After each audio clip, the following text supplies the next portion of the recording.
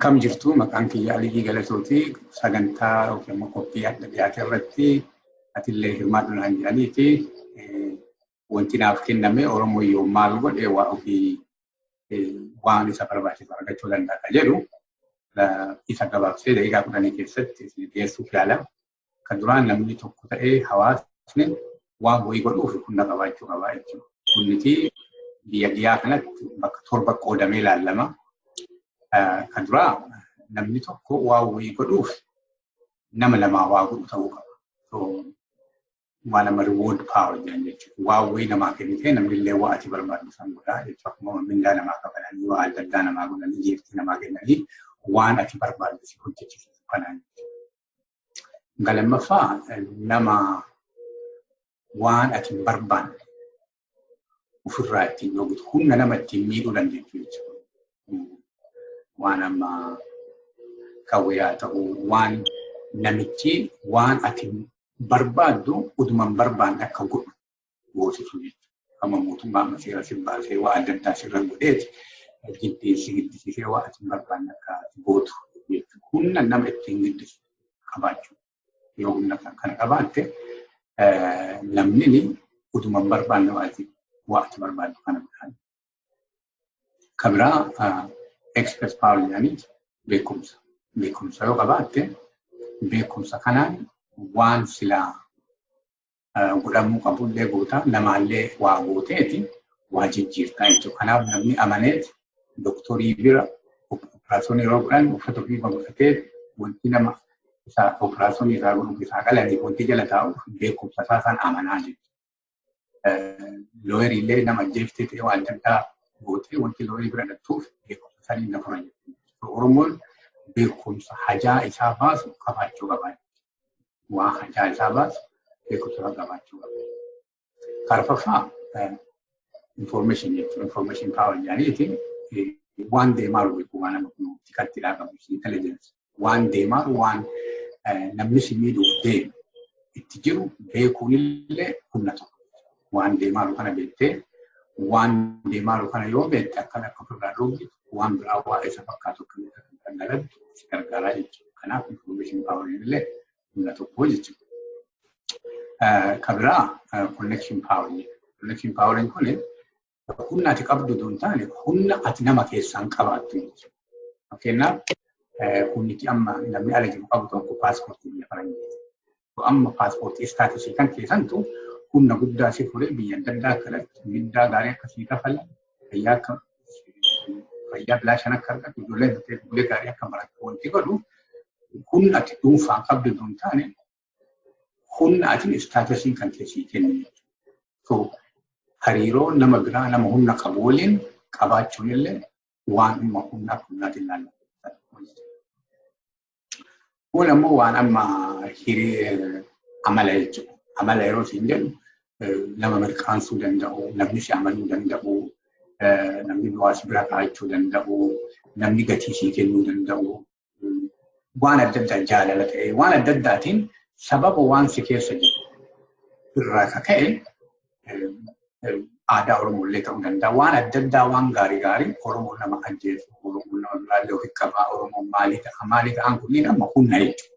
Humna amma ati qabdu kan namni biraa si uudheeti akka ati uummata gaarii, saba nama hin tuqne jedhanii si ilaalan waan godhu keessaa tokko jechuudha.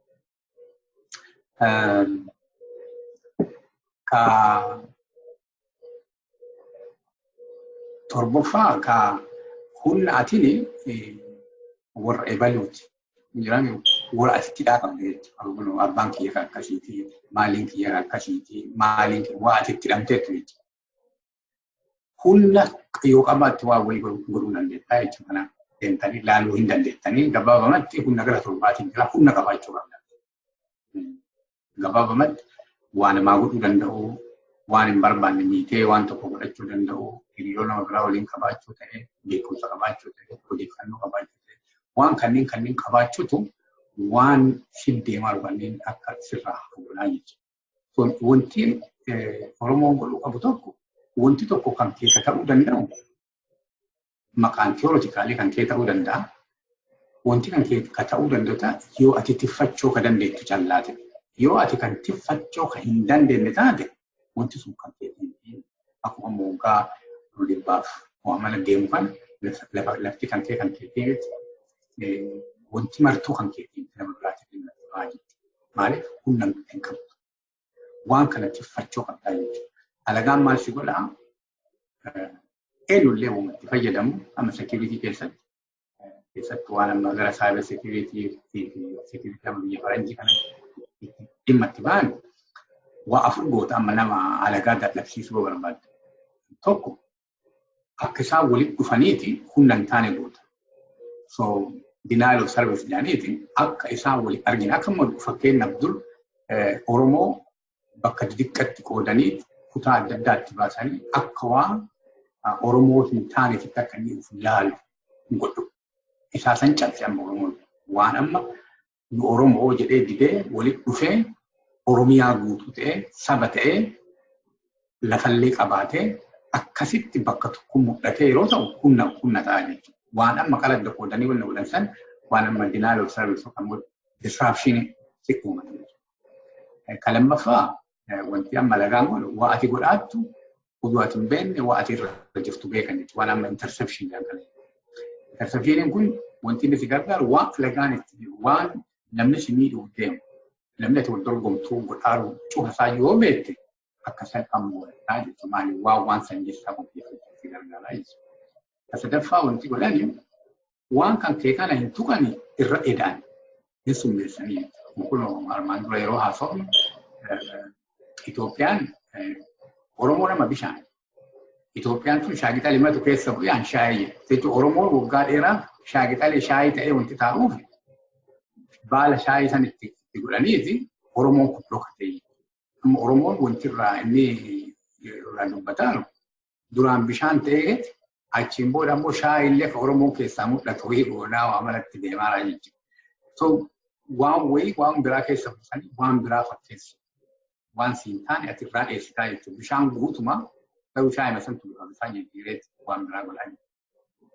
Arfaffaa wanti godhaniif waan amma fabrication jechuun waan akka tolee fi tolchuu waan akka amma dhaabaa qophiyyoo ijaaraniiti waan wanti kuni OLF jedhaniiti ani OLF maseetaa Oromoo dubbataa waan mallattoo dhaabni Oromoo biraa qabu san achi keessatti akka mul'atu godhanii namni cinaani dhuguma sanuu kajeelu maaliif OLF biyyan jiru OLF arguu hin dandeettu isattuu obsuu jechuudha. Kun amma loowwan tolee waatilee wanna godhanii jala kaanii aana ilman san jechuudha. So tolee fi tolchanii jechuudha. So waliigalatti waan kanneen yoo beekte wanti inni si gargaaruuf waan sadii ta'a jechuudha. Yoo amma akkamitti akka adda si qoodan yoo beekte akkamitti akka waa ati godhaattu akka interceptii godhanii akka itti beekan yoo beekte akka itti summeessanii yoo beekte akka waan biraa waan kan kee fakkaatu akka itti tolchanii yoo beekte mala sadii fayyadamteeti wanti kunniin akkasii galaa hin tuqamne godha jechuudha. Galiin kan kee tokko waan kan kee yeroo barbaadetti ati qofaan yookaan immoo nama hayyamteen akka accessii godhuu danda'an waan sanii akka dhimma bahuu danda'an godhuu danda'u. Waan amma availability jechuudha. Isaan amma denial of service deemanii ati ammoo availability deemte jechuudha. Oromoon mirga qabaatee biyya ofiitti biyya isaa irratti abbaa ta'ee ofii bulchee jiruu gaarii sabni kun akka jiraatu godhuu galii kan yeroo ta'u isaan ammoo adda si qoodanii humna hidhabsiisanii akka waan kan kee kan ati hin qabaanne godhanii waan kan kee kanatti dhimma bahu. Kabiraa waan amma interceptioniin kun wanti kun waa ati godhaattu yoo beekame waa ati godhaattu kanneen keessa deemanii haala biraatiin qopheessanii si jissan jechuudha. Maaliif nama biraatu hin barbaachisu maa waliin garagaltaa jechuudha. Kun ammoo si summeessu wanti ati hojjettu maraan milkaa yoo summaa'e jechuudha.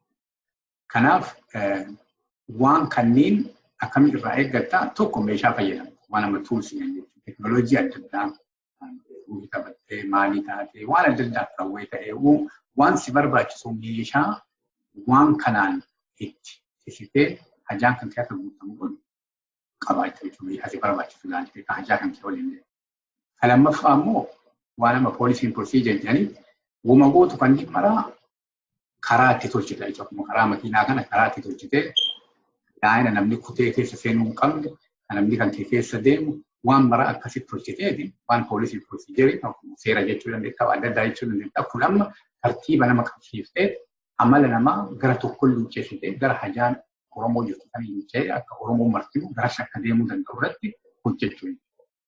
Kun ammoo nama leenjii qabaachuu nama waan hajaa kan ta'e beeku hajaan kan akkamitti akka baatu beeku tarsiimoo lafa kaa'uu danda'u. Haalaan quunnamtii uumee namni martuu qoodarraa fudhatee wanti kun yeroo gabaabaa keessa akka godhu nama godhuu danda'u jechuudha. Waan malee liidarshiippii ta'ee warra maduubaan ta'anii istiraatejii yookiin tarsiimoo qopheessan ta'ee waan kanneen tolchanii akkuma yeroo kubbaan namni hedduu taphatanii goolii galchan san akkaataa itti tolchan irratti dabalanii.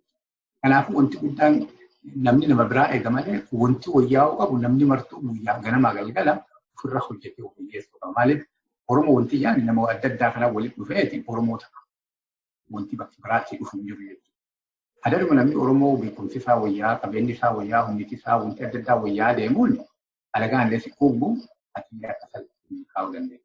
Kanaafuu galiin keenya akkamitti akka dhuunfaatti ta'e akka hawaasaatti ta'e akkamitti wayyaa'uu dandeenya. Waan darbirraa akkamitti barachuu dandeenya. Hajaa keenya akkamitti uffachuu dandeenya. Akkamitti yeroo waajiran dafnee wal quunnamuu daamsa bifa tokko, hojii bifa tokko hojjanneeti waan kana fi kafaaruu dandeenya waan jedhu irratti namuu yoo irra hojjete nama biraa eegu zamanni zaman amma nama liidarshiippii akka dur namni tokko afur dhaabatee innummaa waan siif dalagu san akka kubbaa miilaati amma liidarshiippii zamana kanaa namni martuu qooda wayii fudhatee waliif fidee ka'ee biffee godhee waan santu waan saba kana gara inni barbaadu deemuu waan godhuuf jecha namni martuu responsibilitii fudhatee qooda ofii kennuu danda'u kennee qooda kennu kanallee waliif fidee bakka tokkotti humna akka ta'eeti saba kana akka milkeessuu irratti yoo hojjete Oromoon waan silaasa barbaachisuu fi yeroo gabaabaa keessatti argachuu hin danda'an.